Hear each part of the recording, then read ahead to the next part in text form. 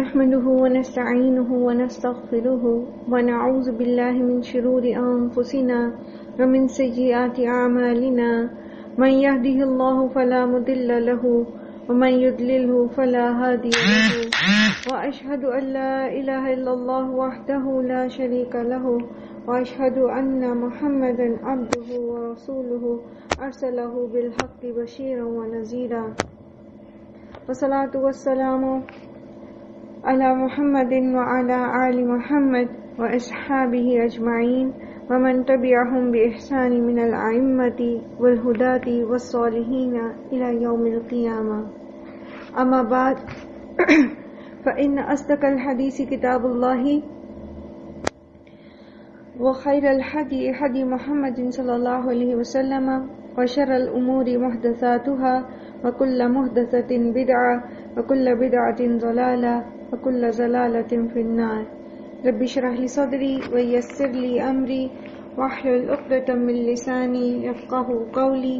ربنا زدنا علما ربنا زدنا علما اللهم فقهنا في الدين آمین یا رب العالمین.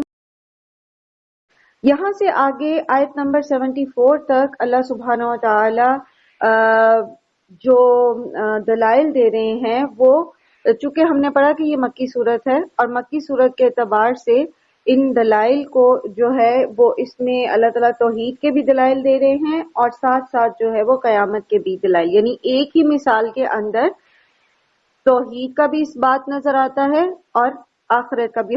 اب ہم ان مثالوں کو دیکھتے ہیں جو اللہ سبحانہ و تعالیٰ یہاں بیان کر رہے ہیں. نحن خلقناکم فلولا تصدقون، ہم نے پیدا کیا تمہیں پھر کیوں تم تصدیق نہیں کرتے. ہم نے تمہیں پیدا کیا، یعنی سب سے زیادہ جو بنیادی اعتراض تھا انہیں مشرکین مکہ کو، وہ اس بات پر تھا کہ ہمیں دوبارہ کیسے زندہ کیا جائے گا. یہ تو ان کا بلیف تھا کہ اللہ نے پیدا کیا ہے پہلی دفعہ. اب ان کی اسی پیدائش کو اللہ سبحانہ و تعالی ان کے سامنے دلیل کے طور پر لے کر آ رہے ہیں کہ اگر تم یہ مانتے ہو کہ پہلی دفعہ تمہیں اللہ نے پیدا کیا ہے تو پھر دوبارہ جی اٹھنے پر تمہیں کیا اعتراض ہو سکتا ہے. تو اللہ سبحانہ تعالیٰ فرماتے ہیں افرأیتم ما تمنون، کیا دیکھا تم نے، پھر غور کیا تم نے. جیسے میں نے پہلے بھی عرض کیا تھا کہ رعا یرا کا جو معنی ہوتا ہے اس میں اس کے اندر غور و فکر کے ساتھ تدبر کرنے کے ساتھ دیکھنے کا معنی آتا ہے. ٹھیک ہے، تو ارأیتم، کیا تم نے غور و فکر کیا، کیا تم نے اس بات پر تدبر کیا، ما تمنون، جو نطفہ تم ٹپکاتے ہو، انتم تخلقونہ ام نحن الخالقون، کیا تم خود اس سے بچے کو بناتے ہو یا اس کے بنانے والے ہم ہیں. جب سوال یہ کیا جائے کہ بچہ کیسے پیدا ہوتا ہے تو جو ملحد ہیں یا جو کسی بھی خدا کو نہیں مانتے تو وہ کہتے ہیں نیچرلی یہ ایک پروسیس ہے جس سے یہ جو ہے وہ بچے جو ہیں وہ بنتے ہیں اور ایک انسانوں کی نسل یا جانوروں کی نسل جو ہے وہ چل رہی ہے. تو اللہ سبحانہ تعالیٰ وہی کوشچن ریز کرے ان کے سامنے کہ جو نطفہ تم ٹپکاتے ہو جس سے تم کہتے ہو کہ بچہ بن گیا، اس بچے کو بنانے والے ہم ہیں یا تم ہو. اب آپ یہ دیکھیے کہ اس دور میں تو ان کی نظر سے وہ سپرم جو ہے وہ مائکروسکوپس نہیں تھیں کہ وہ دیکھ پاتے کہ ایک ڈراپ جو ہوتا ہے اس کے اندر کتنے لاکھوں کی تعداد سے سپرم موجود ہوتے ہیں، اور وہ سپرم جو ہیں وہ جب یوٹرس کے اندر انٹر ہونا چاہتے ہیں تو ان میں سے صرف ایک کامیاب ہوتا ہے. ان لاکھوں میں سے صرف ایک سپرم جس پر اللہ سبحانہ و تعالی کا حکم ہوتا ہے وہ یوٹرس میں انٹر ہوتا ہے، اور وہاں پر پھر وہ ایگ کے ساتھ جو میٹنگ ہوتی ہے اس کی، اور پھر بچہ بننا شروع ہوتا ہے. اور وہ جو بچہ بننے کا پروسیس ہے وہ پورے جو 9 ماہ ہیں اس کے اندر کون اس کو جو ہے وہ خوراک پہنچاتا ہے اور کس نے اتنا بہترین انتظام کیا. اور ہم بارہا جب پہلے بھی ہم سورہ مومنون میں بھی پڑھ کے آئے انسان کی تخلیق کے مدارج، اور دیگر صورتوں میں بھی ہم نے اس کو تفصیل سے پڑھا کہ کس طرح جو ہے وہ بچے کو خوراک ملتی ہے، کس طرح اس کے مختلف باڈی پارٹس بنتے ہیں، کس طرح جو ہے وہ بچہ بنتا ہے پورا، اور کس طرح پھر اللہ تعالیٰ اس کو دنیا میں لے کر آتے ہیں، باہر ماں کے پیٹ سے باہر لے کر آتے ہیں. تو کوشچن ارائزز کہ اگر اس ایک نطفے سے تم یہ سمجھتے ہو کہ انسان پیدا ہوتا ہے تو کیا تم انسان بناتے ہو, تم بچے کو بناتے ہو یا ہم بناتے ہیں؟ Very simple. اگر انسان تعصب کی پٹی آنکھوں سے کھول کے دیکھے تو آپ دیکھیے کہ بے بسی کی انتہا ہے کہ نہ تو ماں باپ خود بچہ پیدا کر سکتے ہیں. کتنے جوڑے ایسے ہیں جو بے اولاد ہیں اور اس چیز کے لیے ترس رہے ہیں کہ بچہ کہ ان کے ہاں بچہ ہو, حالانکہ میڈیکل سائنس بتاتی ہے کہ دونوں ہی تندرست ہیں, دونوں ہی میں کوئی مسئلہ نہیں ہے, لیکن بچہ پیدا نہیں ہو رہا. تو کون پیدا کرتا بچہ, کون پیدا کر سکتا؟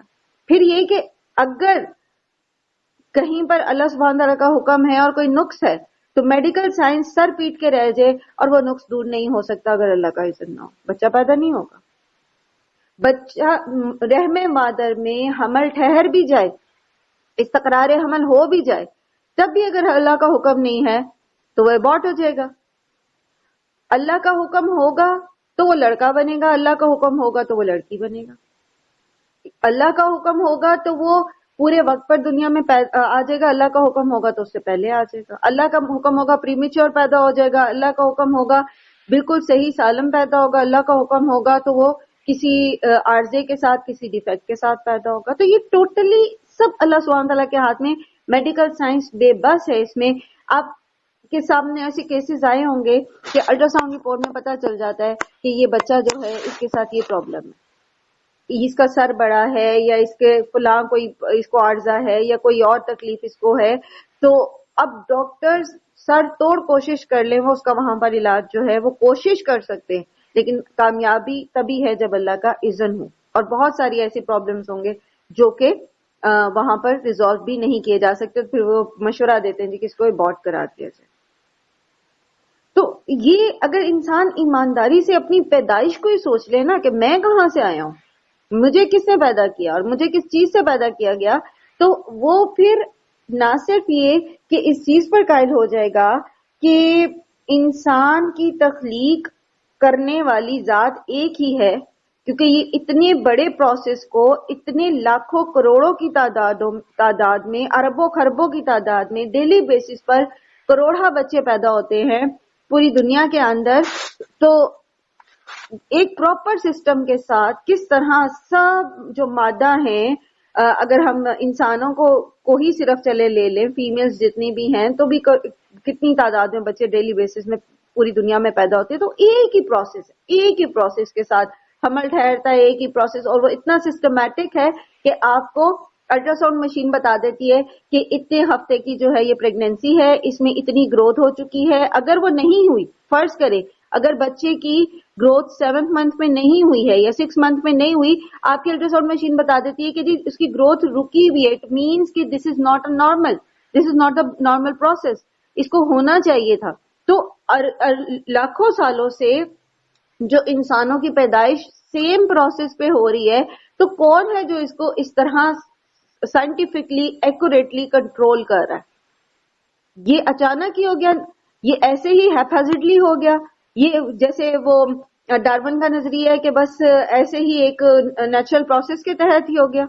اور پھر جب انسان خود اپنے آپ کو دیکھتا ہے, اس کی انٹرنل جتنے بھی سسٹمز ہیں ان کو دیکھتا ہے, تو وہ اس چیز کا قائل ہو جاتا ہے کہ اس کو بنانے والا خالق جو ہے وہ ایک ہی ہے. کیونکہ اگر ایک سے زیادہ خالق ہوں, ایک سے زیادہ خدا ہوں, تو پھر اتنا سسٹمیٹکلی یہ پروسیس, یہ صرف ایک پروسیس کی طرف اشارہ ہے, انسان کی پیدائش کی طرف, اتنا سسٹمیٹکلی لاکھوں سالوں سے چل نہیں سکتا تھا کہ ڈیلی بیسس پر لاکھوں کروڑوں بچے پیدا ہو رہے ہیں with the same process, the same time period. اگر مختلف خدا ہوتے مختلف جگہوں پر یا مختلف خداؤں کے کنٹرول میں مختلف پروسیس ہوتے, تو وہ پھر کبھی بھی اتنا سسٹمیٹکلی نہ چل سکتا. تو توحید پر اس بات ہے اس کا.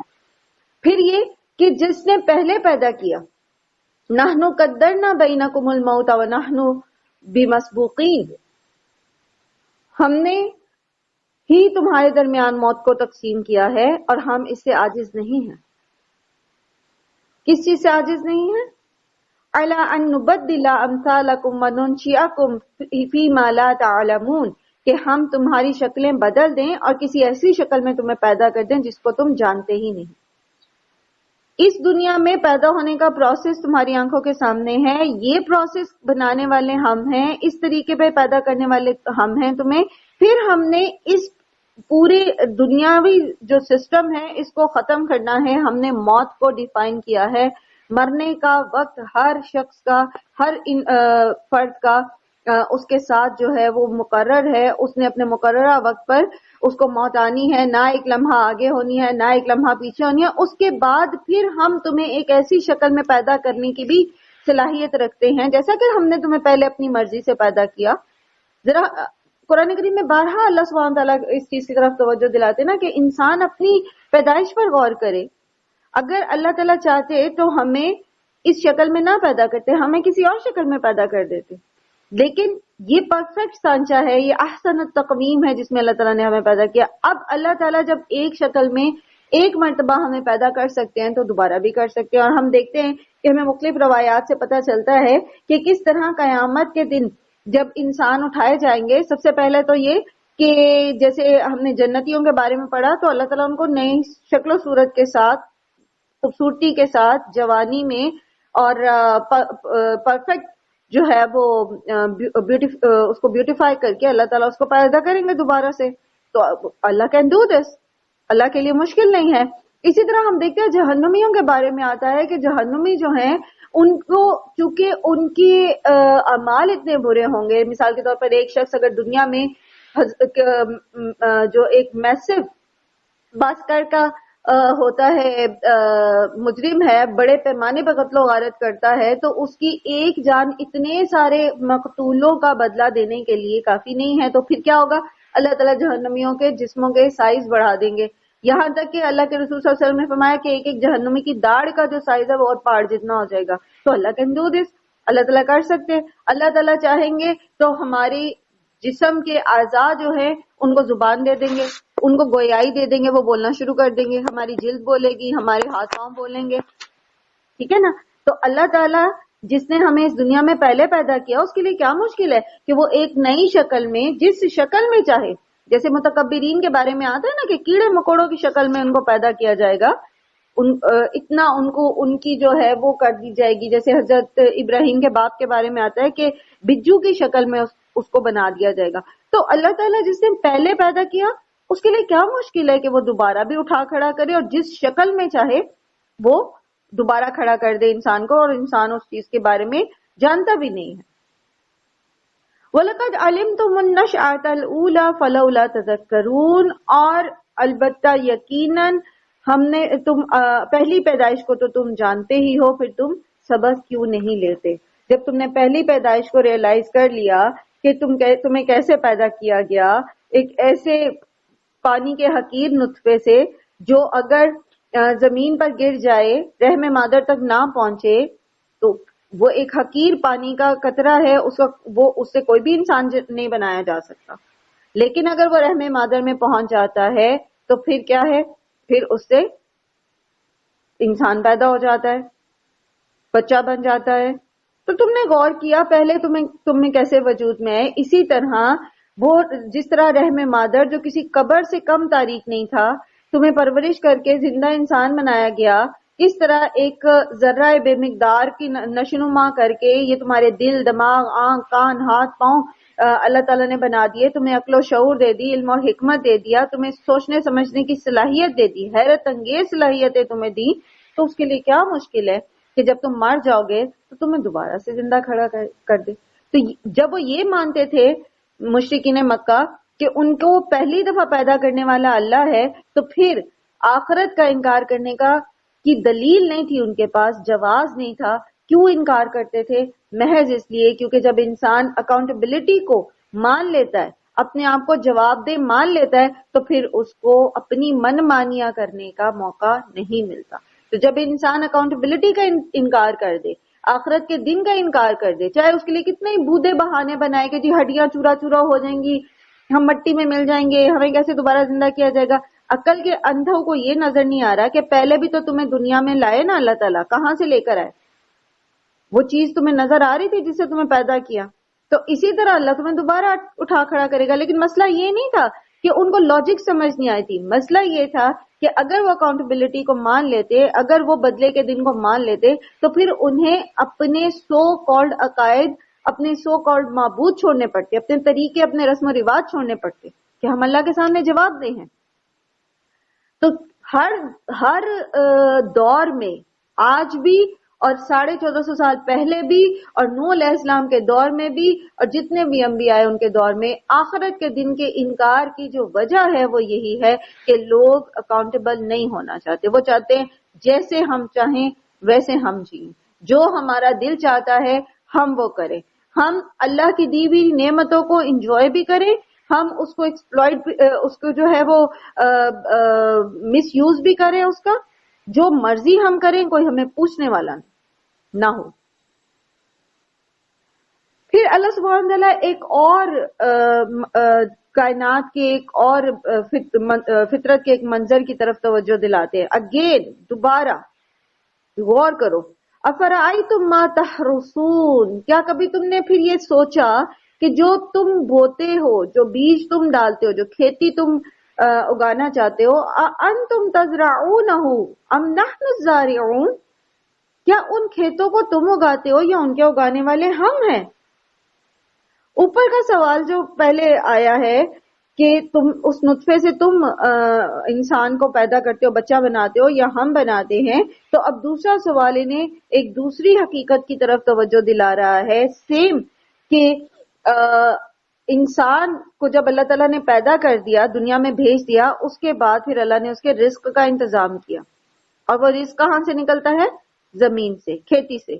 اب چاہے وہ جانوروں کی شکل میں ہو تو جانور بھی کیا کھاتے, جن جانوروں کو کھایا جاتا ہے وہ جانور یہی گھاس پھوس کھاتے جو اناج یہاں سے زمین سے نکلتا ہے. تو الٹیمیٹلی ہماری خوراک کا, رزق کا جو بنیادی سورس ہے وہ زمین ہے.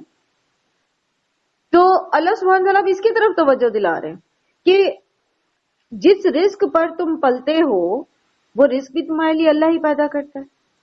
جس طرح تمہاری پیدائش میں انسانی کوششوں کا دخل اس سے زائد نہیں ہے کہ مرد اور عورت آپس میں شادی کر لیتے ہیں, اس سے زیادہ وہ بچے کو پیدا کرنے میں ان کا کوئی اختیار نہیں ہے.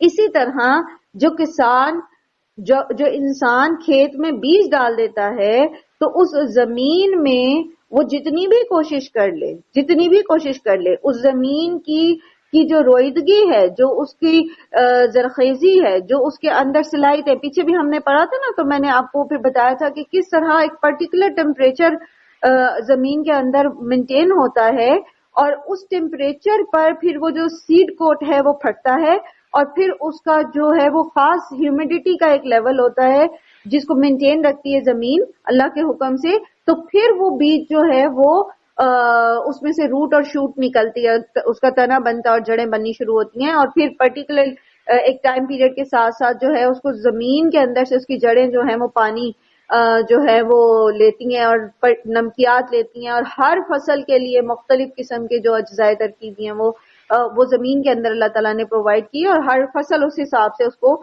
جو ہے جڑیں, ہر پودا جو ہے وہ اللہ کے حکم سے, اللہ کے اذن سے اس کو حاصل کرتا ہے. تو کس نے کیا؟ کسان کے اختیار میں تو نہیں ہے. اب کسان تو مٹھی بھر بھر کے بیج ڈالتا ہے. اب میں سے جس نے بھی یہ پروسیس دیکھا ہو گاؤں کے کسی بھی یا ویڈیو میں یا لائیو اگر دیکھا ہو, تو وہ دیکھتے کہ پیلیاں بنا دی جاتی ہیں, اور کسان جو ہے وہ اس کے اندر ایسے اس نے بیج پکڑے ہوئے ہوتے ہیں ایک لفافے میں, اور وہ اس کو ڈال رہا ہوتا ہے. اس کو نہیں پتا اس میں سے کون سا بیج اگے گا اور کون سا نہیں, لیکن اللہ کو پتا ہوتا ہے کہ کون سا بیج اگنا ہے اور کون سا نہیں.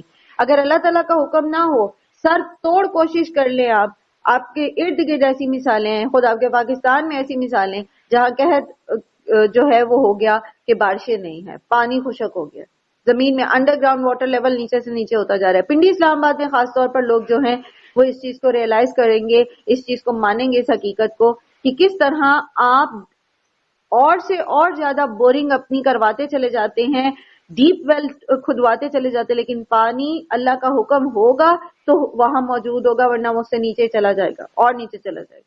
تو جو بیج تم ڈالتے ہو, تم اس چیز پر اختیار رکھتے ہو کہ تم اس سے فصل اگا سکو. کوئی کسان اس چیز کا اختیار رکھتا ہے, وہ محنت ضرور کر سکتا ہے, لیکن کتنی فصل اگے گی, اس کو کہیں کیڑا تو نہیں لگ جائے گا, کہیں کوئی آسمان سے آفت تو نہیں آ جائے گی, کوئی سیلاب, کوئی طوفان, کوئی اور مسئلہ. کوئی بھی نہیں بتا سکتا کہ یہ جو بیج بویا جا رہا ہے اس سے فصل اگے گی یا اس سے فائدہ ہم اٹھا سکیں گے یا نہیں اٹھا سکیں گے. تو اس میں جو مضمون بیان کیا گیا اس آیت میں اگر تھوڑا سا آدمی مزید غور کرے تو پھر اس میں جہاں اللہ سبحانہ و تعالیٰ کی توحید کا اس بات ہوتا ہے کہ واحد اللہ سبحانہ و تعالیٰ کا کنٹرول ہے اس کے اوپر، وہیں پر پھر آخرت کی بھی جو ہے وہ ہمیں ملتی ہے، ثبوت ملتا ہے. اور وہ کیا کہ زمین جس میں بیج بویا جاتا ہے تو وہ بیج بجائے خود مردہ ہوتا ہے نا. جیسے نطفہ زمین پہ اگر گر جائے تو وہ اس کا کچھ بھی حیثیت نہیں رکھتا، اس سے بچہ پیدا نہیں ہو سکتا. اسی طرح بیج اگر آپ کسی سالڈ اس کے اوپر رکھ دیتے ہیں، کسی سرفیس کے اوپر، کسی ٹیبل کے اوپر، کسی گلاس پیالی کے اندر خشک بیج رکھ دیتے ہیں تو وہ مردہ ہوتا ہے، وہ خود بخود اگ نہیں سکتا. تو جب وہ مردہ بیج جو ہے وہ زمین کے اندر کسان ڈالتا ہے تو پھر اللہ کے حکم سے وہ اگ جاتا ہے. اسی طرح انسان جب مر جائیں گے اور زمین کے اندر ان کو دفن کر دیا جائے گا یا جلا دیا جائے یا واٹ ایور، جس طرح بھی ان کو ختم وہ ہوں گے، تو اسی طرح جیسے اللہ تعالیٰ مردہ بیج سے فصل نکال دیتے ہیں باہر، اسی طرح اللہ تعالیٰ انسانوں کو بھی نکال لیں گے باہر. اللہ کے لیے کیا مشکل ہے؟ لیکن بات تو یہ نا کہ انسان ماننا نہیں چاہتا. ہماری آپ دیکھیں کہ کتنے بے شمار مردے ہماری آنکھوں کے سامنے آئے دن قبروں سے جو ہیں وہ یہ جو بیج اگر ہم بیج کو مردہ سمجھتے ہیں، ہم جانتے ہیں کہ سائنٹیفکلی بھی وہ کسی سرفیس پہ پڑا ہوگا تو وہ مر جائے گا، ختم ہو جائے گا، بیج وہ اگ نہیں سکے گا. آپ کی الماریوں میں پڑے ہوئے چنے جو ہیں، لوبیا جو ہے، یہ سارے سیڈ ہے نا. تو آپ کیا کرتے؟ وہ اگ جاتے پڑے پڑے جب تک ان کو ہیومیڈیٹی نہیں ملتی یا ان کو ایک پراپر وہ اس میں نہیں جاتے ٹیمپریچر کے اندر، تو وہ خشک پڑے پڑے خشک ہی رہتے ہیں، وہ اگتے نہیں ہیں. تو یہ ہزاروں مردے جو ہیں یہ ڈیلی بیسس پہ ہم دیکھتے ہیں زمین کے اندر جب ڈالے جاتے ہیں تو پھر وہ نکل بھی آتے ہیں، زندہ ہو جاتے ہیں. آپ اس کو لیونگ پلانٹ کہتے ہو، لیونگ تھنگ کہتے ہو نا پلانٹ کو. تو اسی طرح اللہ تعالیٰ انسانوں کو بھی زندہ کر دیں گے، جنوں کو بھی، جن کو اللہ تعالیٰ چاہیں گے جن سے حساب کتاب لینا. لیکن بات وہ یہ کہ ہم ماننا نہیں چاہتے نا. جب ہم ماننا نہیں چاہتے تو ہمیں ایویڈنسز بھی نظر نہیں آتے، دلائل بھی نظر نہیں آتے. لو نشاء لجعلناہ حطاما فظلتم تفکہون، ہم چاہیں تو ان کھیتیوں کو بھس بنا کر رکھ دے اور تم طرح طرح کی باتیں بناتے رہ جاؤ. انا لمغرمون، کہ ہم پر تو الٹی چٹی پڑ گئی. بل نحن محرومون، بلکہ ہم تو محروم ہی رہ گئے. جب فصل نہیں اگتی، سیلاب آ گیا، اگ گئی، سیلاب آ گیا، ٹڈی دل کا حملہ ہو گیا، چھوٹے چھوٹے کیڑے ہوتے. آپ میں سے کسی نے دیکھا ہو، آپ کے گھر بھی اگر پھلوں کا پودا ہو تو وہ وائٹ کلر کا ایک کیڑا ہوتا ہے، میرے ذہن سے اس کا نام نکل گیا، اردو میں اس کو سفید تیلا کہتے. بہت چھوٹا سا کیڑا ہوتا ہے. وہ جب ایک دم سے آتا ہے اور آپ کے پودے کو ایسے کھا کے چٹ کر کے چلا جاتا ہے، پتہ بھی نہیں چلتا انسان کو. ود ان ون نائٹ سارے پتے جو ہیں ان کے اندر سوراخ ہو جاتے ہیں اور وہ پھل جو اس پہ پھول لگا ہوا ہوتا ہے، بور لگا ہوتا ہے، اور آپ انتظار کر رہے ہوتے ہو کہ اچھا یہ اتنا بور آ گیا تو اس کے اوپر پھل لگیں گے، لیکن وہ سب کا سب ایک رات کے اندر جل کے خاک ہو جاتا ہے. تو اب جب ایسا ہو جائے، جب اللہ تعالیٰ فرماتے ہیں ہم چاہیں تو ان کھیتوں کو بھس بنا کے رکھ دیں، تو پھر کیا ہوگا؟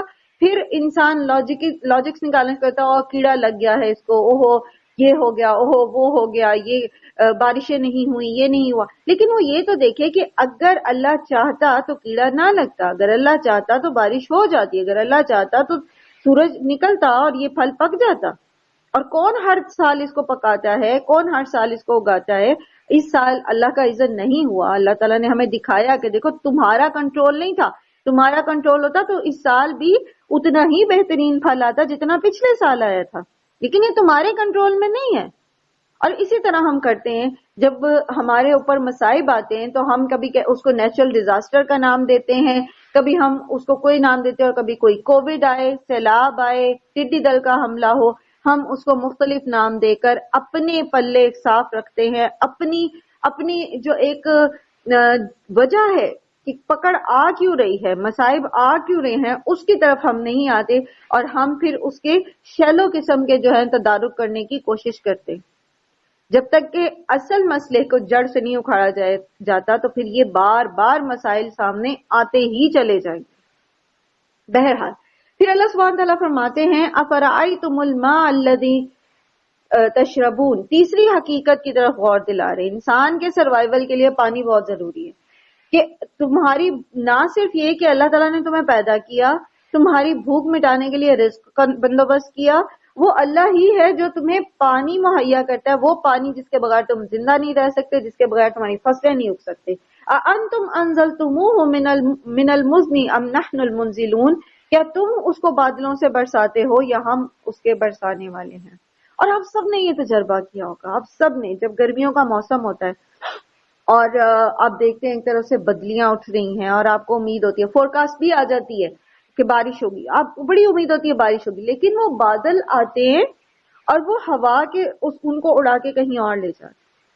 آپ کے بس میں نہیں ہے کہ آپ ان بادلوں کو روک لیں اور ان کو برسا لیں. ٹیکنیکلی اللہ سبحانہ و تعالیٰ کا جو حکم ہے، جو پروسیس اللہ تعالیٰ نے زمین کے اندر پانی کی سطح کو مینٹین رکھنے کے لیے جو رکھا ہے واٹر سائیکل کا، تو اللہ سبحانہ و تعالیٰ کے حکم سے وہ مسلسل ہو رہا ہے، وہ پروسیس مسلسل ہو رہا ہے. لیکن پھر اللہ کا جہاں حکم ہوتا ہے وہاں وہ بارش برستی ہے، کسی کی چاہت پر یہ منحصر نہیں ہے. لو نشاء جعلناہ اجاجا فلولا تشکرون، اگر ہم چاہتے تو ہم اس کو کھاری بنا دیتے. یہ جو بارش کا پانی برستا ہے یہ کھاری ہوتا، میٹھا پانی نہ ہوتا. تم کیوں اللہ کا شکر نہیں کرتے ہو؟ دیکھیں سمندر سے جب آپ کو پتا ہے کہ زیادہ حصہ پانی کا جو ایواپوریٹ ہوتا ہے وہ سمندروں سے ہوتا ہے، اور سمندر کا پانی کھاری ہوتا ہے، سخت نمکین. اب یہ اللہ سبحانہ و تعالیٰ کے حکم سے، چونکہ ہر چیز کو اللہ نے پیدا کیا اور اللہ نے اس کو ہدایت دی کہ اس کو کس طرح اس کا پروسیس چل رہا ہے، تو پانی کو اللہ تعالیٰ نے پیدا کیا اور پانی کا جو بوائلنگ پوائنٹ ہے اور اس کا جو ایواپوریشن کا جو ٹیمپریچر ہے وہ کم ہے سالٹس کی نسبت. سالٹس کا میلٹنگ پوائنٹ زیادہ ہوتا ہے اور سالٹس جو ہیں، نمکیات جو ہیں، وہ ایواپوریٹ نہیں ہوتے انٹل انلیس کہ وہ اس ہیٹ پر میلٹ ہو اور پھر اس سے زیادہ ہیٹ ہو تو وہ ایواپوریٹ کرے. ادروائز آپ سب کا ڈیلی بیسس کا یہ تجربہ ہوگا کہ جب آپ پانی ابالتے ہیں، خاص طور پر یہ جو بیلٹ ہے جہاں پر اسلام آباد اور پنڈی اور واہ والا علاقہ ہے، تو یہاں پر بھاری پانی ہوتا ہے، تو آپ جب تھوڑی دیر پانی کو ابالتے ہیں تو نیچے سالٹس کی ایک طے بیٹھ جاتی ہے. تو اسی طرح سمندروں کا جو پانی ہے جب ایواپوریٹ ہوتا ہے تو وہ جو نمکیات اس پانی میں ہے سمندر کے، وہ ساتھ نہیں اٹھتے. وہاں سے میٹھا پانی جو ہے، صرف پانی ایواپوریٹ ہوتا ہے اور وہ بادلوں میں جاتا ہے اور وہاں سے پھر وہ بارش برستی ہے، اور وہ میٹھا پانی پھر زمین میں ایبزارب ہوتا ہے، چشموں میں آتا ہے اور دریاؤں میں ہوتا ہے، اور انسان کے پینے کے لیے جو ایک پانی مہیا ہوتا ہے زیر زمین وہ وہاں پر اکٹھا ہوتا ہے. سبحان اللہ. اگر اللہ تعالیٰ چاہتے تو اللہ تعالیٰ ان سالٹس کا بھی میلٹنگ پوائنٹ اور ایواپوریشن پوائنٹ وہی رکھ دیتے ٹیمپریچر جو پانی کا ہے. پھر کیا کر لیتے پھر ہم کتنے پانی کو ابال کے اس کو پیوریفیکیشن کے پروسیس سے گزارتے، اس کے سالٹس الگ کرتے. کتنا مشکل ہوتا ہے جب آپ کو الگ الگ پانی خریدنے پڑتے ہیں، پینے کا پانی الگ اور استعمال کا پانی الگ، آپ ٹینکر ڈلوائیں اور پھر آپ اس کو فلٹر کریں، پھر الگ سے اس کو پانی کو بھریں. بہت مشکل ہے. اور جہاں آپ ٹیپ کھولتے ہیں یا آپ کنویں میں ڈول ڈالتے ہیں یا ہینڈ پمپ چلاتے ہیں اور آپ ٹھنڈا پانی صاف پینے کا مل جاتا ہے. تو یہ جو سارے پروسیس ہے یہ کون کرتا ہے؟ انسان کے سر پہ اللہ نے چھوڑے ہوتے تو ہم تو پانی پینا چھوڑ دیتے. جس طرح بے دریغ ہم پانی استعمال کرتے ہیں. اور پھر سبحان اللہ، سمندروں میں کیوں پانی نمک ہے؟ اگر اللہ چاہتا تو سمندر میں ہی جو ہے وہ نمکیات نہ رکھتا. تو بات یہ ہے کہ جو لائف سمندر میں ہے اس کو مینٹین رکھنے کے لیے، اور وہ جو لؤلؤ والمرجان استعمال کرتے ہیں ہم، وہ موتی، وہ سیپ، وہ ساری چیزیں، اور خاص طور پر پھر جو سمندروں میں بحری سفر ہوتا ہے، پانی کی جو ڈینسٹی ہے، اس ساری چیزوں کے لیے اس پانی کو اتنے سالٹس کی ضرورت تھی. تو اللہ تعالیٰ نے وہاں پر وہ سالٹس رکھے. اور انسانوں کو چونکہ زندہ رہنے کے لیے پانی کی ضرورت ہے اور انسان میٹھا پانی پی سکتا ہے، اس کو ایسے سالٹس نہیں چاہیے، وہ اس کے لیے ہارمفل ہے. تو اللہ تعالیٰ نے اس کی فلٹریشن کا قدرتی انتظام کر دیا. لو نشاء جعلناہ اجاجا فلولا تشکرون. پھر شکر کیوں نہیں کرتے؟ بات یہ ہے کہ شکر گزاری کا سے مراد کیا یہاں پر؟ کہ اللہ کا انکار کیوں کرتے ہو، اللہ کی نافرمانی کیوں کرتے ہو؟ جب تم جانتے ہو کہ تمہارا سروائیول ہی اللہ سبحانہ و تعالی کے رحم و کرم پر ہے، تمہاری پیدائش سے لے کر، تمہارے پرورش سے لے کر، تمہارے تمام جو تمہاری زندگی کا ایک پروسیس ہے، وہ سارا کا سارا اللہ سبحانہ و تعالی کا محتاج ہے، تم اللہ کے سامنے فقیر ہو، پھر کیوں اس کی بات نہیں مانتے؟ کیوں اس کے ساتھ شریک ٹھہراتے ہو؟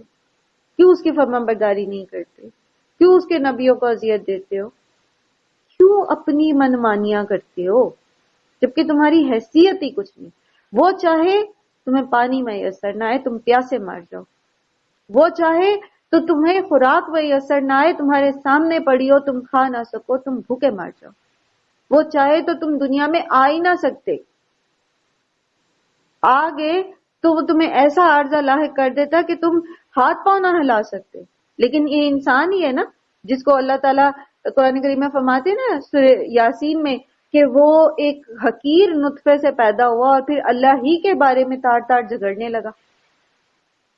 اپنی اوقات تو دیکھے انسان کہ میں ہوں کیا، اور پھر اس پوری یونیورس میں، اس پوری کائنات کے مقابلے میں کہ انسان کی حیثیت کیا ہے، اور پھر وہی انسان خدا بن بیٹھتا ہے۔ فرعون اور نمرود جیسی خدائی کے دعوے تو ہم نہیں کرتے، لیکن اپنی اپنی مقام پر اپنی اپنے اختیارات کو ہم ایسے ہی استعمال کرتے ہیں جیسے ہم ہی خدا ہیں۔ کبھی دیکھیں آپ سرکاری دفتروں میں بیٹھے ہوئے کلرکوں کو جو کرسی پہ بیٹھتے ہیں، کس طرح وہ عوام الناس کو ذلیل کرتے ہیں۔ کبھی اپنی آپ عدلیہ کا چکر لگا کے دیکھیں کورٹس کے اندر کیا حال ہو رہا ہوتا ہے۔ کبھی آپ جیلوں کے چکر لگا کے دیکھیں کس طرح وہاں پر جو ہے وہ جو محرر ہوتا ہے، جو تھانے دار ہوتا ہے، وہ کس طرح اپنے آپ کو خدا بنا کے بیٹھا ہوتا ہے۔ کبھی آپ پرائیویٹ آفیسز کے باسز کو دیکھیں کس طرح وہ اپنے آپ کو خدا سمجھتے ہیں۔ جس کے ہاتھ میں اختیار، آپ سرکاری اسکول کے اساتذہ کو دیکھ لیں، آپ پرائیویٹ اسکولز کے ان اساتذہ کو دیکھ لیں جن کے اوپر چیک نہیں ہے، کیسے چھوٹے بچوں کی تذلیل کرتے ہیں، کیسے بچوں کی ایگو کو ہرٹ کرتے ہیں، کیسے وہ ان کی سیلف اسٹیم جو ہے اس کو مار کے رکھ دیتے ہیں، اپنی جو فرسٹریشن ہے وہ بچوں کے اوپر نکالتے ہیں۔ کیا سمجھتے ہیں وہ کہ وہ جو چاہیں کر سکتے ہیں؟ بات یہی ہے نا کہ دین کو جب آپ سمجھتے ہیں تو پھر آپ یہ نہیں کر سکتے نا کہ جو آپ چاہیں وہ کریں، چاہے آپ ایڈمنسٹریشن میں بیٹھے ہیں، چاہے آپ ورکر ہیں، چاہے آپ کچھ بھی ہیں، جو چاہے نہیں کر سکتے۔ اور یہ قرآن اللہ تعالیٰ نے اسی لیے نازل کیا تھا کہ سیکھیں اس سے اور اپنی اپنی جگہوں کے اوپر اس طرح کام کریں جیسا کہ اللہ تعالیٰ نے حکم دیا۔ فلولا تشکرون میں یہ ساری باتیں آ جاتی ہیں کہ کیوں نہیں پھر تم اللہ کی فرما برداری کرتے؟ جب تمہارے اپنے اختیار میں اپنا سروائیول نہیں ہے تو تم خدا کیسے بن سکتے ہو؟ پھر ایک اور مثال، افرأیتم النار التی تورون اانتم انشأتم شجرتها ام نحن المنشئون، کیا تم نے کبھی خیال کیا یہ آگ جو تم سلگاتے ہو اس کا درخت تم نے پیدا کیا ہے یا اس کے پیدا کرنے والے ہم ہیں؟ یہاں درخت سے مراد یا تو ایندھن ہے خشک لکڑی، یا پھر اس سے مراد جو ہے وہ مرخ اور عفار نامی وہ دو درخت ہیں جن کی ہری ٹہنیوں کو رگڑ کر جو قدیم زمانے میں اہل عرب تھے وہ آگ کی چنگاری نکالا کرتے تھے۔ تو اللہ تعالیٰ فرمانے میں یہ درخت تم نے کس سے پیدا کیے؟ انسان کا جو آگ جو ہے اس کو یہ جیسے اللہ تعالیٰ فرمایا نا نحن جعلناها تذکرۃ ومتاعا للمقوین، کہ ہم نے اس کو ایک نصیحت بنا دیا ہے، اس آگ کو نصیحت یا یاد دہانی کا ذریعہ بنانے کا مطلب یہ ہے کہ ہر چیز وہ چیز جو روشن ہو کر انسان کو اس کا بھولا ہوا سبق یاد دلاتی ہے۔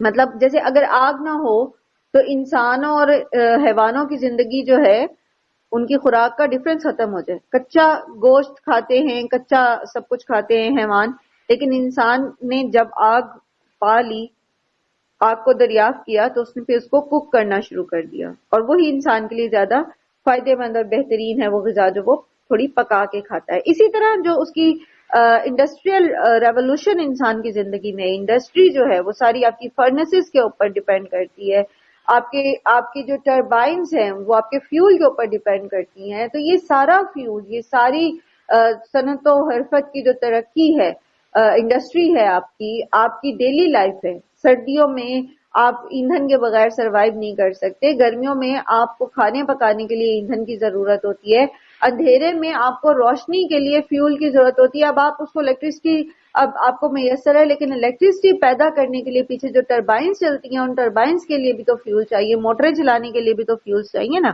تو وہ سارا کچھ جو ہے، اس لیے آگ کو کہا گیا کہ یہ ایک یاد دہانی ہے کہ جس آگ سے تم دن رات فائدے اٹھاتے ہو، وہ آگ کہاں سے آتی ہے، وہ فیول کہاں سے آتا ہے، کون اس کو پیدا کرنے والا تھا۔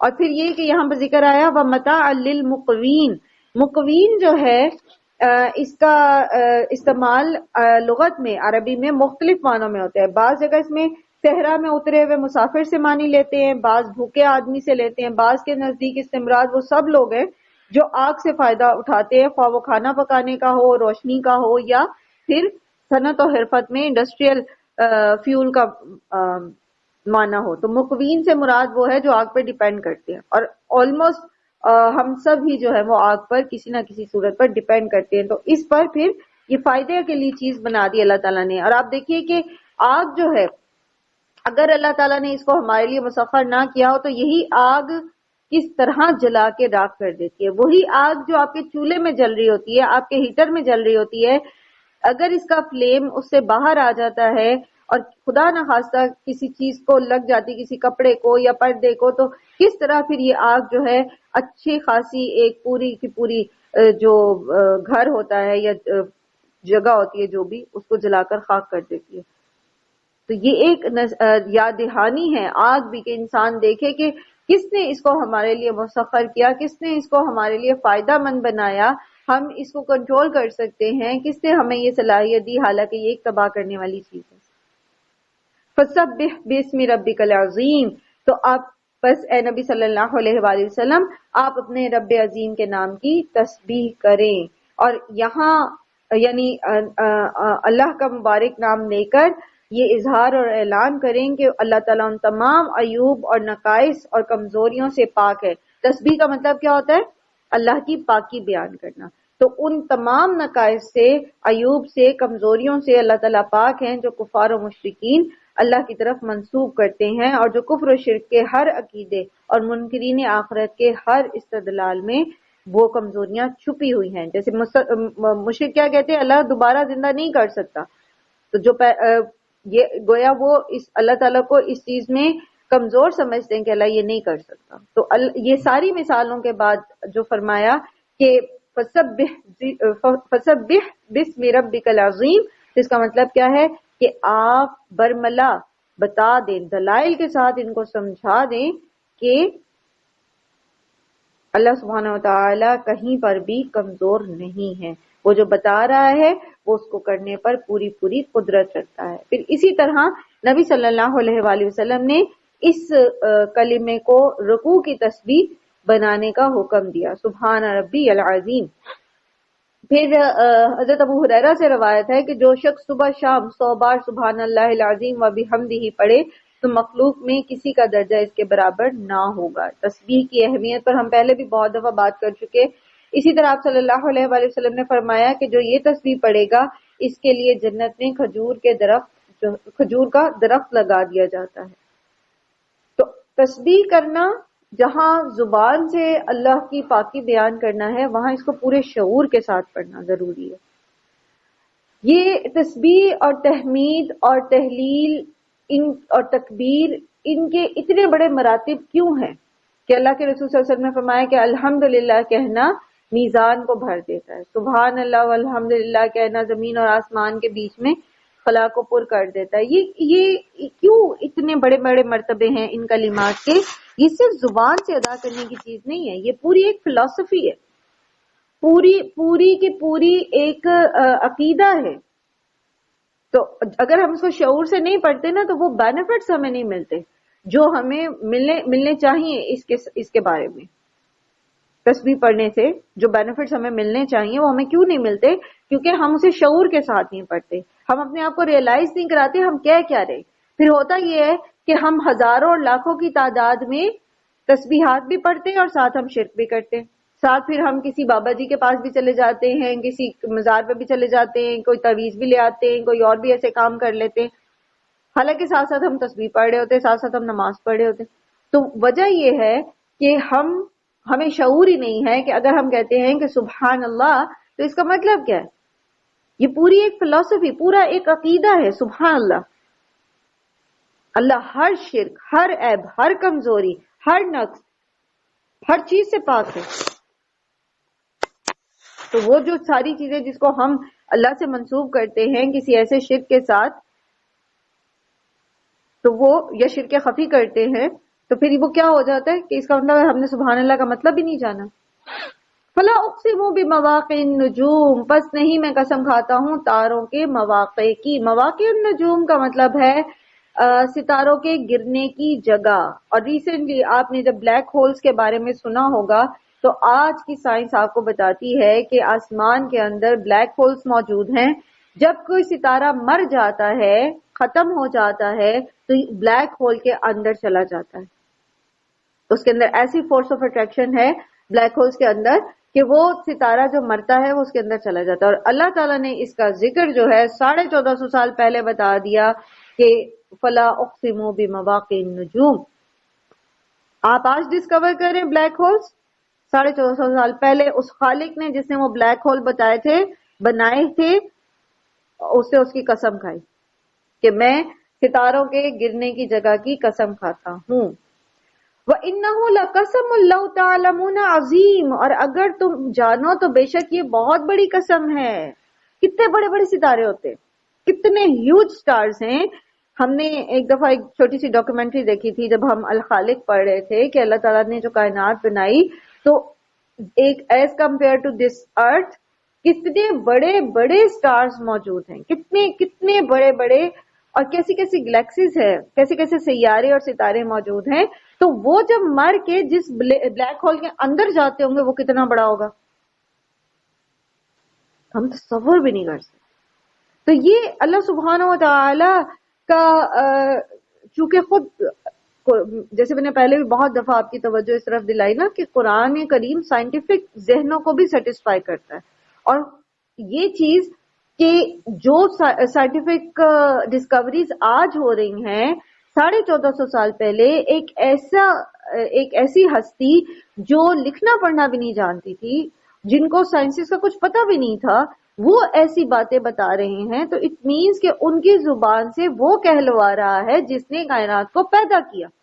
کیونکہ اگر کسی کو پتہ نہیں ہے کسی چیز کے بارے میں تو سب سے پہلے وہی اس کے بارے میں بتا سکتا ہے جس نے وہ چیز بنائی ہے, جو اس کا میکر ہے. تو اللہ سبحانہ وتعالیٰ نے 1450 سال پہلے اس بڑی چیز کی قسم کھائی, ستاروں کے گرنے کی جگہ کی قسم کھائی, اور ساتھ ہی کہا کہ بے شک اگر تمہیں پتا چلے تو یہ ایک بہت بڑی قسم ہے. اور کس چیز پر قسم کھائی؟ انہ لقرآن کریم, کہ بے شک یہ قرآن جو ہے یہ بلند پایا ہے, بہت باعزت ہے. فی کتاب مکنون, ایک محفوظ کتاب میں. اس سے مراد کیا ہے؟ لوح محفوظ. کتاب مکنون کا لفظ یہاں استعمال ہوا ہے جس کا معنی ایسا نوشتہ ہے جس کو کور کر کے رکھا گیا ہے, جس تک کسی کی رسائی نہیں ہے. اور اس محفوظ نوشتے میں قرآن کے محفوظ ہونے کا مطلب یہ ہے کہ نبی صلی اللہ علیہ وآلہ وسلم پر نازل کیے جانے سے پہلے وہ اللہ تعالیٰ کے ہاں نوشتہ تقدیر میں جو ہے وہ ثبت ہو چکا ہے. اس کے اندر کسی قسم کے رد و بدل کا امکان ہی نہیں ہے. وہ ہر مخلوق کی رسائی سے بالاتر. لا یمسہ الا المطہرون, نہیں اس کو چھو سکتے مگر یہ کہ مطہرین, اور مطہرین سے مراد یہاں پر فرشتے ہیں. جیسے ایک اور جگہ قرآن کریم میں سورہ شعراء میں ارشاد ہوا وما تنزلت به الشیاطین وما ينبغي لهم وما يستطيعون انہم عن السمع لمعزولون, کہ بے شک اس کو شیاطین لے کر نہیں اترتے، جیسے کہ مشرکین نبی صلی اللہ علیہ وآلہ وسلم پر الزام لگاتے تھے، تو شیاطین اس کو لے کر نہیں اترتے، اور نہ ہی ان کو یہ کلام جو ہے وہ سجتا ہے، اور نہ ہی وہ ایسا کر سکتے، وہ تو اس کو سننے سے بھی دور رکھے گئے ہیں۔ تو یہاں پر اسی مضمون کو دوسرے الفاظ میں بیان کیا کہ شیاطین کا اسے لانا یا اس کو نازل کرتے وقت اس کے اندر دخل انداز ہونا تو درکنار، وہ تو جس وقت یہ لوح محفوظ سے نبی صلی اللہ علیہ وسلم پر نازل کیا جاتا ہے اس وقت مطہرین یعنی پاک فرشتوں کے سوا کوئی اس کے قریب بھی پھٹک نہیں سکتا، اور فرشتوں کے لیے یہ ٹرم جو ہے یہ استعمال ہوتی ہے مطہرین، کیونکہ یہ مطہر کا مطلب ہوتا ہے جو خود بخود پاکیزہ ہوتا ہے، ٹھیک ہے۔ فرشتوں کو پلیدی لاحق نہیں ہوتی، وہ پاکیزہ ہی رہتے ہیں، جبکہ انسان کو پاکیزگی حاصل کرنی پڑتی ہے، اس لیے کہ انسان کے لیے متطہر کا لفظ آتا ہے، باب بدل جاتا ہے اس میں، متطہر۔ جسے آپ وضو کے بعد دعا پڑھتے ہیں نا، تو آپ کیا دعا پڑھتے ہیں؟ اللہم جعلنی من التوابین وجعلنی من المتطہرین، ٹھیک ہے نا؟ تو یہ جو یہاں پر کیا ٹرم آ رہی ہے؟ مطہرون۔ تو مطہرون کا مطلب کیا ہے؟ جو آپ سے آپ پاکیزہ ہے، ان کو پلیدی لاحق نہیں ہوتی، وہ ناپاک نہیں ہوتے۔ اسی طرح آپ نے پڑھا سورہ عبسہ میں کہ اللہ سبحانہ وتعالیٰ فرماتے ہیں کہ کلا انہا تذکرہ فمن شاء ذکرہ فی صحف مکرمہ مرفوعۃ مطہرہ بأیدی سفرہ کرام بررہ۔ یہ قرآن جو ہے یہ ایک نصیحت ہے، اور جو چاہے اس سے نصیحت حاصل کرے، یہ مکرم صحیفوں میں ہے، یعنی لوح محفوظ میں ہے، مرفوعات مطہرہ جو بلند ہے اور پاکیزہ ہے، اور بأیدی سفرہ ایسے فرشتوں کے ہاتھوں میں ہے، کرام بررہ جو معزز ہیں، پاکیزہ ہیں۔ تو یہ قرآن کریم کی صفت ہے کہ اس کو شیاطین جو ہیں وہ اس کے اندر دخل اندازی نہیں کر سکتے، یا یہ شیاطین نہیں اس کو لے کے اترتے۔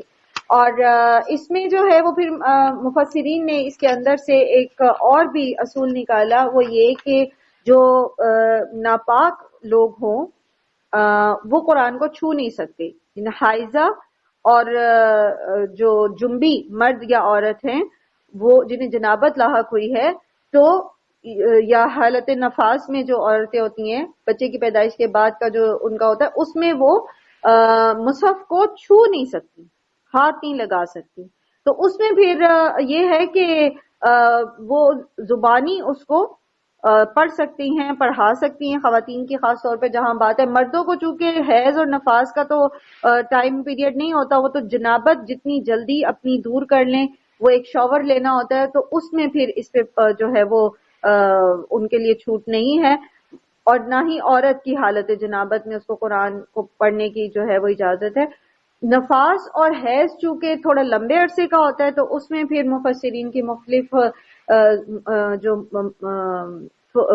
فقہا ہیں، ان کی تھوڑی سی اس میں کامنلی یہی ہے کہ ہاتھ نہیں لگا سکتے ٹیکسٹ کو، البتہ وہ درس و تدریس کے لیے کی نیت سے اس کو پڑھا سکتے۔ کوئی کہتا ہے کہ آیت مکمل نہ پڑھیں، توڑ کے پڑھیں، کوئی کہتا ہے کہ اس کو وہ پڑھا سکتے ہیں، اور خاص طور پر جب حفظ کر رہی ہیں یا حافظہ ہے تو اس کے لیے تو پھر اگر اس کو روک دیا جائے گا پڑھنے سے یا مکمل آیت بھی پڑھنے سے، تو پھر اس کے لیے مشکل ہو جائے گا اپنے سبق کو یاد رکھنا۔ اسی طرح درس و تدریس میں اگر استاد جو ہے استانی جو ہے وہ 8 دن کی چھٹی کر لے گی، یا ہر اسٹوڈنٹ جو ہے ہر مہینے 8 دن جو چھٹی کرے نہیں پڑے گی، تو پھر اس کا سبق جو ہے قرآن کا وہ جاری نہیں رہے گا۔ تو اس کے لیے پھر غلاف کے ساتھ کسی کپڑے کے ساتھ اس کو پکڑا جا سکتا ہے، ٹیکسٹ کو بہرحال ہاتھ نہیں لگایا جائے گا قرآن کے۔ تنزیل من رب العالمین، یہ نازل کرتا ہے رب العالمین کی طرف سے۔ افبہذا الحدیث انتم مدہنون، کیا پھر یہ وہ کلام ہے جس سے تم بے اعتنائی برتتے ہو؟ مدہنون کا مطلب ہے یو ٹیک اٹ لائٹلی، تم مداحنت برتتے ہو، تم اس کو ہلکا لیتے ہو، جبکہ یہ اللہ سبحانہ و تعالیٰ کی طرف سے جو رب العالمین ہے، جس نے تمہیں بھی پیدا کیا، جس نے زمین و آسمان کو پیدا کیا، جو تمہارا سسٹینر ہے، یہ اس کی طرف سے نازل کردہ ہے، تو تم اس کو اتنا ہلکا لیتے ہو، اس کے احکامات کو، اس کے ڈوز اور ڈونٹس کو، اس کے اندر جو تعلیمات ہیں، تمہارا دل کرے تم اس پر عمل کرو، تمہارا دل کرے تم اس کا انکار کرو، تمہارا دل کرے تم اس میں تعویلیں کرو، کیسے تم یہ کر سکتے ہو؟ وَتَجْعَلُونَ رِزْقَكُمْ أَنَّكُمْ تُكَذِّبُونَ، اور اس نعمت میں تم نے اپنا حصہ یہ رکھا ہے کہ اسے جھٹلاتے ہو. یعنی تم قرآن کریم کو بجائے اس کے کہ ایمان لاؤ اور اس کو اسی طرح سے اس پر عمل کرو، تم اس کو جو ہے وہ جھٹلاتے ہو، تم اس کو سمجھتے، تم اس کو اللہ کی طرف سے نہیں سمجھتے.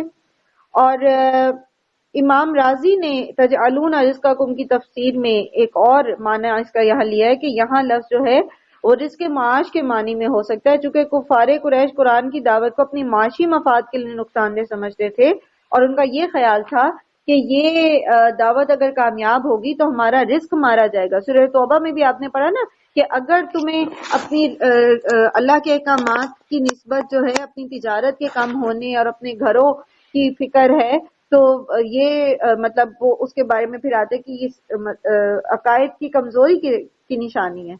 مجھے وہ ایگزیکٹلی آیت کا مفہوم میرے ذہن میں نہیں ہے، لیکن اس میں بھی اللہ سبحانہ و تعالیٰ اس چیز کی طرف توجہ دلاتے کہ اللہ کے احکامات پر پابندی کرنے سے تمہارے رزق میں کمی نہیں آئے گی. بظاہر لگتا ہے کہ اچھا اگر ہم مشرکین کو مکہ میں نہیں آنے دیں گے، حج عمرے سے روک دیں گے تو تجارت رک جائے گی، لیکن اپیرنٹلی یہ دکھتا تو ضرور ہے لیکن ایسا ہونے نہیں والا، کیونکہ جو برکت اللہ سبحانہ تعالیٰ کے احکامات پر عمل کرنے سے آئے گی وہ اس کی نافرمانی کے ساتھ کبھی بھی نہیں آ سکتی. اور پھر اسی طرح آپ دیکھیں کہ جیسے سود سے اللہ تعالیٰ نے منع کیا، شراب کی خرید و فروخت سے منع کیا، تو یہ لوگ سمجھتے ہیں کہ قرآن پر عمل کریں گے تو ان کے رزق میں کمی آ جائے گی، سود چھوڑ دیں گے تو رزق میں کمی آ جائے گی. یہ اپنا حصہ قرآن پر بجائے اس کے کہ ادخلوا فی السلم کرتے، مکمل کے مکمل دین میں داخل ہو جاتے، یہ اس سے اپنا حصہ یہ نکالتے ہیں کہ پک اینڈ چوز کرتے ہیں، یا تو پورا انکار کر دیتے ہیں یا پھر جو سوٹ کرتا ہے وہ حکم لیتے ہیں. فلولا اذا بلغت الحلقوم، اب اگر کوئی فلولا تو پھر کیوں نہیں، اذا جب بلغت الحلقوم پہنچ جاتی ہے حلق میں، وانتم حینئذ تنظرون، اور تم وہاں اس وقت دیکھ رہے ہوتے ہو. اوکے تم نہیں مانتے اللہ کو، ٹھیک ہے نہ مانو، تم نہیں مانتے قرآن کو، اوکے نہ مانو، تم سمجھتے ہو کہ فلاں کو کچھ زندگی موت پر اختیار ہے، فلاں ولی، فلاں نبی، فلاں بزرگ، فلاں بدھ، فلاں ستارہ، فلاں چاند، جو بھی تم نے اللہ کو چھوڑ کر بنا رکھے ہیں معبود، تم سمجھتے ہو ان کے اختیار میں ہیں. تو پھر تمہارے پیارے جب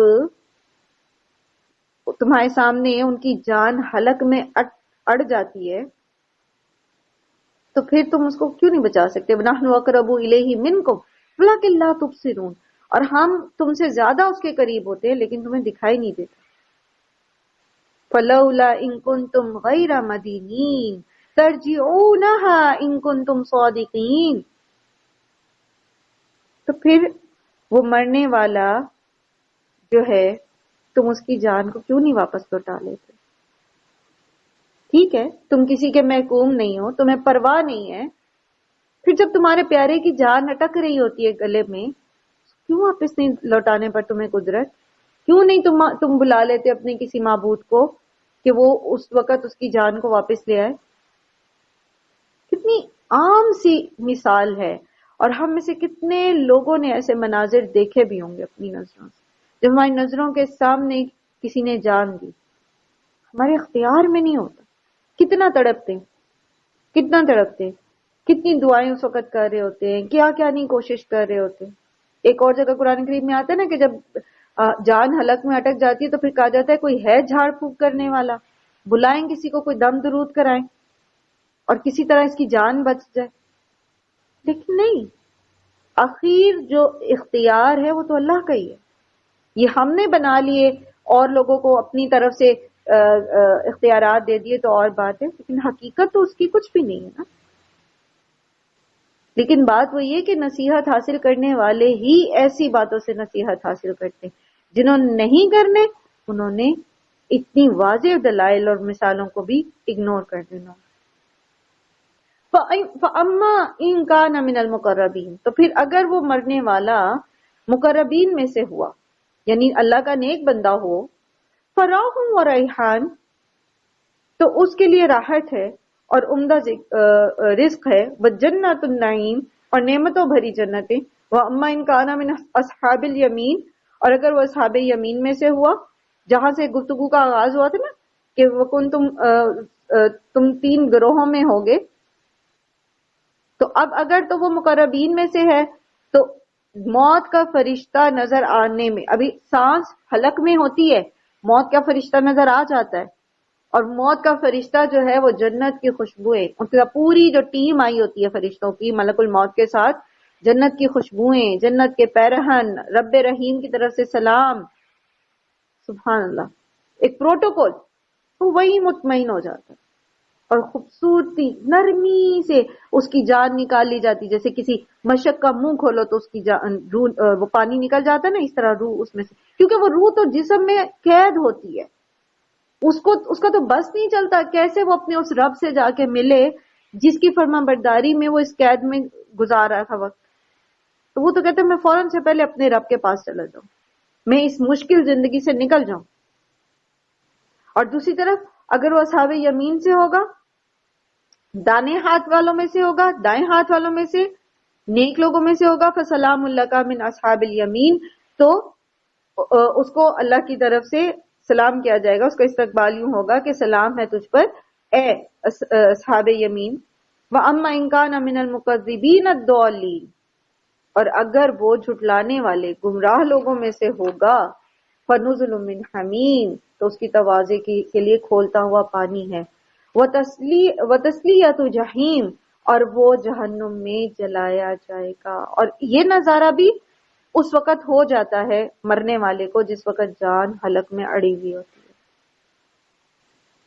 وہ دیکھ لیتا ہے کہ ملک الموت کے ساتھ کتنی بھیانک شکلوں والے فرشتے آئے ہیں، اور کس طرح کے بدبودار ٹاٹ اور جہنم کے وہ آنکڑے اور چیزیں لے کر آئے ہیں اس کو نکالنے کے لیے، اور پھر وہ روح جو ہے اس کی چھپتی ہے پورے جسم کے اندر، اور پھر اس کو ایسے کھینچ کے نکالا جاتا ہے ایک ایک سیل کے اندر سے، ایک ایک خلیے کے اندر سے اس روح کو، کہ وہ ایسے ہو جاتی ہے جیسے ریشم کو کانٹوں والی جھاڑی میں پھنسا کے نکالا جائے یا لوہے کی سلاخ میں پھنسا کر نکالا جائے، تو جیسے وہ ریشم تار تار ہو جاتا ہے، ایسے وہ روح تکلیف کے ساتھ نکلتی ہے۔ اللہ سبحانہ تعالی ہم سب کو اپنی پناہ میں رکھے اور ہم سب کو ایمان کی حالت میں اس دنیا سے لے کر جائے، اور جب فرشتے آئیں تو وہ جنت کے پیرہن لے کر آئیں اور ہم نفس مطمئنہ ہوں اس پیغام کے ساتھ کہ یا ایتھا النفس مطمئنہ ارجعی الی ربک راضیۃ مرضیہ، ساری دوڑ ہماری اس چیز کے لیے ہونی چاہیے کہ اللہ ہم سے راضی ہو جائے، اور اس کا پہلا سٹیپ یہ ہے کہ ہم اللہ کی رضا میں راضی ہونا سیکھ جائیں۔ جب ہم اللہ کی رضا میں راضی ہونا سیکھ جائیں گے، ہم شکوے شکایتیں چھوڑ دیں گے، ہم اپنا فوکس اللہ کی نے جس امتحان سے ہمیں گزارا ہے اس میں کامیاب ہونے پر رکھیں گے، تو پھر ہمیں دوسرا حصہ بھی اس کا مل جائے گا، اور وہ یہ کہ اللہ ہم سے راضی ہو جائے گا۔ ان ھذا لہو حق الیقین، اور یہ سب کچھ ہونا البتہ حق ہے، ایسا حق جو یقینی ہے، قطعی۔ حق الیقین ہوتا ہے وہ یقین جو انسان نے اپنی آنکھوں سے دیکھا ہو، عین الیقین جسے کہتے ہیں نا، آنکھوں سے دیکھا ہو، یہ سب کچھ ہونا ہے۔ اور جتنی مثالیں اس صورت میں ہم نے پڑھی وہ ساری کی ساری ایسی ہیں جو ہم اپنی آنکھوں سے روز دیکھتے ہیں، روز ان مثالوں پہ سے گزرتے ہیں، لیکن نصیحت حاصل نہیں کرتے۔ فَسَبِّحْ بِاسْمِ رَبِّكَ الْعَظِيمِ، پس اے نبی صلی اللہ علیہ وآلہ وسلم اپنے عظیم رب کے نام کی تسبیح کیا کیجئے۔ آپ صلی اللہ علیہ وآلہ وسلم نے عقبہ بن عامر جوہنی کی روایت ہے کہ جب یہ آیت نازل ہوئی تو آپ صلی اللہ علیہ وآلہ وسلم نے حکم دیا کہ اس کو تم لوگ اپنے رکوع میں رکھ دو، یعنی رکوع میں سبحان ربی العظیم پڑھا کرو، اور جب آیت سبح اسم ربک الاعلی نازل ہوئی تو آپ صلی اللہ علیہ وسلم نے فرمایا اسے اپنے سجدے میں رکھو، یعنی سبحان ربی الاعلی کہا کرو۔ یہ مسند احمد اور ابو داؤد، ابن ماجہ، ابن حبان اور حاکم کی روایت ہے۔ اور اس سے یہ بھی پتہ چلتا ہے کہ نبی صلی اللہ علیہ وسلم نے نماز کا جو طریقہ مقرر فرمایا ہے اس کے چھوٹے چھوٹے اجزاء تک جو ہیں ان کے بھی قرآن سے اشارے ملتے ہیں. جو لوگ منکرین حدیث ہیں اور ان چیزوں کو نہیں مانتے تو ان کے لیے بھی یہ بات واضح ہو جاتی ہے کہ اللہ کے رسول صلی اللہ علیہ وآلہ وسلم نے کچھ بھی خود سے نہیں کہا، بلکہ سب کا سب وہی ہے جو اللہ تعالیٰ نے ان کو سکھایا ہے. الحمدللہ سورہ واقعہ ہماری مکمل ہو گئی، اور سورہ واقعہ ایسی سورت ہے جو بہت سارے لوگ ڈیلی بیسس پر پڑھتے ہیں. سورہ رحمان بھی، سورہ واقعہ، پھر اسی طرح سورہ مزمل بھی لوگ ڈیلی بیسس پہ پڑھتے ہیں.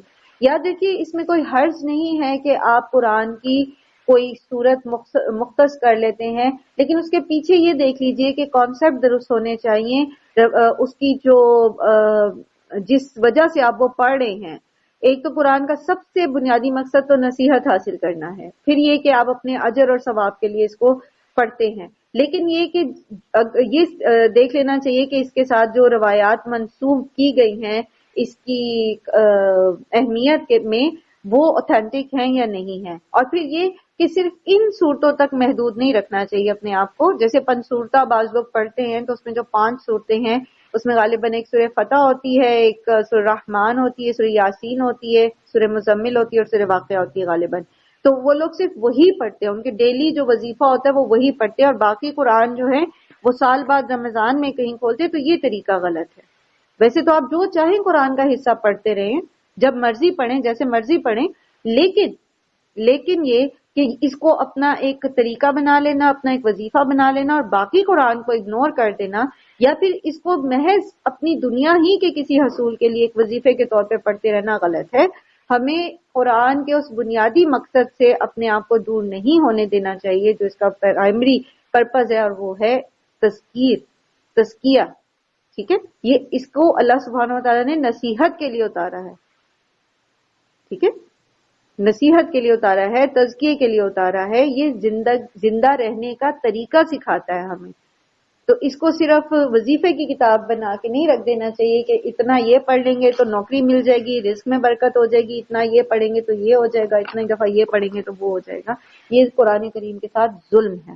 اللہ سبحانہ تعالیٰ ہمیں توفیق دے کہ ہم قرآن کریم کا حق ادا کرنے والوں میں سے ہوں، اور قیامت کے دن قرآن جو ہے وہ ہمارے حق میں گواہی دے. اللہ سبحانہ تعالیٰ آپ سب کو ایمان اور صحت کی بہترین حالت میں رکھے، دنیا اور آخرت میں عافیت نصیب فرمائے، سلامتی کا معاملہ فرمائے. وآخر الدعوانا الحمدللہ رب العالمین. سبحانک اللہم و بحمدک، نشہد ان لا الہ الا انت، نستغفرک و نتوب الیک. السلام علیکم و رحمۃ اللہ وبرکاتہ.